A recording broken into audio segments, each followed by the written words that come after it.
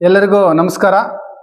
ಇವತ್ತಿನ ದಿವಸ ನಮ್ಮ ಮುಳಬಾಗಿಲಿನ ಪ್ರವಾಸಿ ಮಂದಿರದಲ್ಲಿ ನಮ್ಮ ಮುಳಬಾಗಿಲು ತಾಲೂಕಿನ ಕಾರ್ಯನಿರತ ಪತ್ರಕರ್ತರ ಸಂಘದ ಮಾಜಿ ಪ್ರಧಾನ ಕಾರ್ಯದರ್ಶಿಗಳು, ಯುವ ಮುಖಂಡರು ಹಾಗೂ ನಮಗೆಲ್ಲ ಮಾರ್ಗದರ್ಶಕರು, ನಮ್ಮ ಹಿರಿಯ ಸೋದರ ಅಣ್ಣನ ಸಮಾನರಾದಂತಹ ಕೀಲೊಳ್ಳಿ KB ಹರೀಶ್ ಕುಮಾರ್ ಅಲಿಯಾಸ್ ಹರೀಶ್ ಅಣ್ಣರವರಿಗೆ ಇವತ್ತು ನಾವೆಲ್ಲ ನಮ್ಮ ಸಂಗಡಿಗರೆಲ್ಲ ಸೇರಿ ಒಂದು ಸರಳವಾಗಿ ಅವರ ಹುಟ್ಟುಹಬ್ಬವನ್ನು ಆಚರಣೆ ಮಾಡ್ತಾ ಇದ್ದೀವಿ.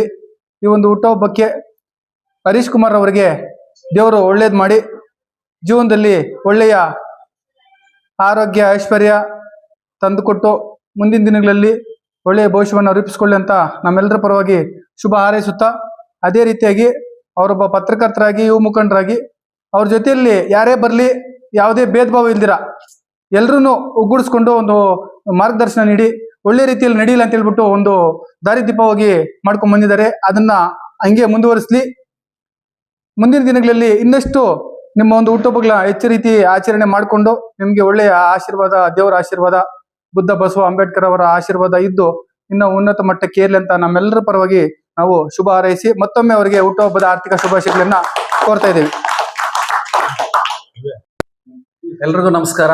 ಇವತ್ತು ನಮ್ಮ ಸ್ನೇಹಿತರಾಗಿರುವಂತಹ ಹರೀಶ್ ರವರ ಒಂದು ಹುಟ್ಟುಹಬ್ಬವನ್ನು ಈ ಪ್ರವಾಸಿ ಮಂದಿರದಲ್ಲಿ ಆಚರಣೆ ಮಾಡ್ತಾ ಇದ್ದೀವಿ.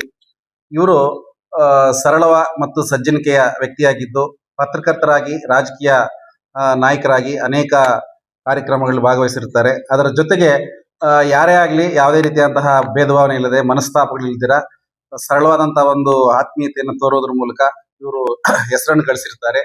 ಇವರು ಉದಯ ಮಿತ್ರ ಮತ್ತು ಕೋಲಾರ ಅಗ್ನಿ ಪತ್ರಿಕೆಯ ವರದಿಗಾರರಾಗಿ ಅಪಾರವಾಗಿರುವಂತಹ ಸೇವಾ ಅನುಭವವನ್ನು ಗಳಿಸಿದ್ದಾರೆ. ಅದಕ್ಕೆ ಇವರ ಹುಟ್ಟುಹಬ್ಬವನ್ನು ನಾವು ಇವತ್ತು ಯಶಸ್ವಿಯಾಗಿ ಮಾಡಲು ನಾವೆಲ್ಲರೂ ಇಚ್ಛೆ ಪಟ್ಟಿದ್ದೀವಿ. ಮುಂದಿನ ದಿನಗಳಲ್ಲಿ ಇವರಿಗೆ ದೇವರು ಒಳ್ಳೇದು ಮಾಡಲಿ, ಉತ್ತಮ ಆರೋಗ್ಯ ಮತ್ತು ಐಶ್ವರ್ಯ ನೀಡಲಿ ಅಂತ ನಮ್ಮ ಎಲ್ಲಾ ಸಹೋದರರ ಮೂಲಕ ನಾನು ಅವರಿಗೆ ಶುಭವನ್ನು ಹಾರೈಸ್ತಾ ಇದ್ದೀನಿ. ಜೈ ಭೀಮ್, ಜೈ ಕರ್ನಾಟಕ. ಎಲ್ರಿಗೂ ನಮಸ್ಕಾರ. ಈ ದಿವಸ ನಮ್ಮ ಕೀಲೊಳ್ಳಿ ಹರೀಶ್ ರವರಿಗೆ ಹುಟ್ಟುಹಬ್ಬದ ಪ್ರಯುಕ್ತ ಅವರು ಸುಮಾರು ವರ್ಷಗಳಿಂದ ಸಂಯುಕ್ತ ಕರ್ನಾಟಕ, ಕನ್ನಡಪ್ರಭ ಇನ್ನಿತರೆ ಜಿಲ್ಲಾ ಪತ್ರಿಕೆಗಳು ಕೆಲಸ ಮಾಡಿ ಅವರು ಒಡನಾಟ ಉಳ್ಳವರು.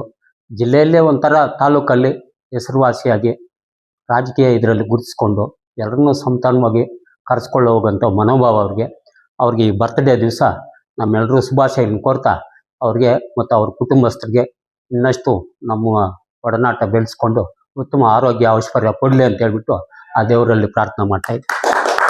ಎಲ್ಲ ಸ್ನೇಹಿತರಿಗೂ ಮೊದಲ ಬಾರಿಗೆ ನಾನು ಧನ್ಯವಾದ ತಿಳಿಸೋಕೆ ಇಷ್ಟಪಡ್ತೀನಿ. ಯಾಕಂದರೆ ಇವೆಲ್ಲ ನಾವು ಸಂಪಾದನೆ ಮಾಡೋದಲ್ಲ, ಇವೆಲ್ಲ ಅವೇ ಇನ್ನೂ ಆಟೋಮೆಟಿಕ್ಕಾಗಿ ಸಿಗುವಂಥದ್ದು. ಅಂದರೆ ಸ್ನೇಹ ಫ್ರೆಂಡ್ಶಿಪ್ ಅನ್ನೋದು ಒಂದೇ ಸಿಗೋದು. ನನಗೆ ಇಲ್ಲಿದ್ದಾರೆ ನೋಡಿ, ಈಗ ನಮ್ಮ ಮೂರ್ತಿಯಿಂದ ಹಿಡಿದು ರಾಜೇಂದ್ರ ಆಗ್ಬೋದು, ಅಂಬರೀಷ್ ಆಗ್ಬೋದು, ರಾಮದಾಸ್ ಅಣ್ಣ ಆಗ್ಬೋದು, ಆರ್ಕೆ ಆಗ್ಬೋದು, ನಮ್ಮ ಸುಬ್ಬು ಆಗ್ಬೋದು, ಇಮ್ರಾನ್ ಆಗ್ಬೋದು, ರವಿ ಆಗ್ಬೋದು, ಮಂಜು ಆಗ್ಬೋದು, ಜಯಸಿಂಹ ಅವ್ರು ಆಗ್ಬೋದು, ಇವ್ರು ನಮ್ಮ ಪಂಚಾಯತಿ ಅವ್ರು, ನಮ್ಮ ಸ್ನೇಹಿತರು ಮಂಜುನಾಥ್ ಅಂತ ಹೇಳ್ತೀನಿ ನೋಡಿ. ಇವರೆಲ್ಲ ಸಂಪಾದನೆ ಮಾಡಬೇಕಂದ್ರೆ ಪುಣ್ಯ ಮಾಡಿರಬೇಕು, ಅದು ಸುಮ್ಮನೆ ಬರಲ್ಲ. ಅದನ್ನು ಸಂಪಾದನೆ ಮಾಡ್ಕೊಂಡಿದ್ದೀವಿ ಅಂದರೆ ನಾವು ಹೆಂಗೆ ನಡೀತಾ ಇದೀವಿ ನಮ್ಮ ನಡವಳಿಕೆ ಮೇಲೆ ಅದು ಬರುತ್ತೆ. ನಾನೀಗ ಈ ಪತ್ರಿಕಾ ರಂಗಕ್ಕೆ ಬಂದು ಒಂದು 14 ವರ್ಷ ಆಯಿತು. 14 ವರ್ಷದಿಂದನಷ್ಟೇ ಇದೇ ವಿಶ್ವಾಸ, ಇದೇ ಫ್ರೆಂಡ್ಶಿಪ್ ಇಟ್ಕೊಂಡು ಹೋಗಿದ್ದೀವಿ.